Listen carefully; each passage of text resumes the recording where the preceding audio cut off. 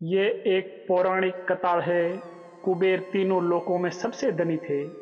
एक दिन उन्होंने सोचा कि हमारे पास इतनी संपत्ति है, लेकिन कम ही लोगों को इसकी जानकारी है। इसलिए उन्होंने अपनी संपत्ति का प्रदर्शन करने के लिए एक भव्य भोज का आयोजन करने की बात सोची। उसमें तीनों लोकों के सभी देवताओं को आमंत्रित किया गया। भगवान शिव उनके इष्ट देवता थे, इसलिए उनका आशीर्वाद लेने वे कैलाश पहुंचे और कहा, प्रभु, आज मैं तीनों लोकों में सबसे धनवान हूँ। ये सब आपकी कृपा का फल है। अपने निवास पर एक भोज का आयोजन करने जा रहा हूँ। कृपया आप परिवार सहित भोज में पधारने की कृपा करें।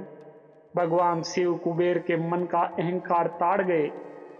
बोले, वत्स, मैं बूढ़ा हो चला हूँ, कहीं बाहर नहीं जाता। कुबेर गिड़गिड़ाने लगे, भगवान, आपके बगैर तो मेरा सारा आयोजन बेकार चला जाएगा। तब शिवजी ने कहा, एक उपाय है। मैं अपने छोटे बेटे गणपति को तुम्हारे भोज में जाने को कह दूंगा। कुबेर संतुष्ट होकर लौट आए। नियत समय पर कुबेर ने भव्य भोज का आयोजन किया। तीनों लोकों के देवता पहुंच चुके थे।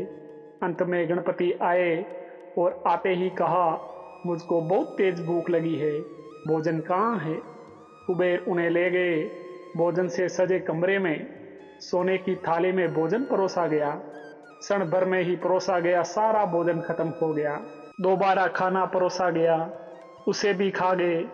बार बार खाना परोसा जाता और क्षण भर में ही गणेश जी उसे चट कर जाते।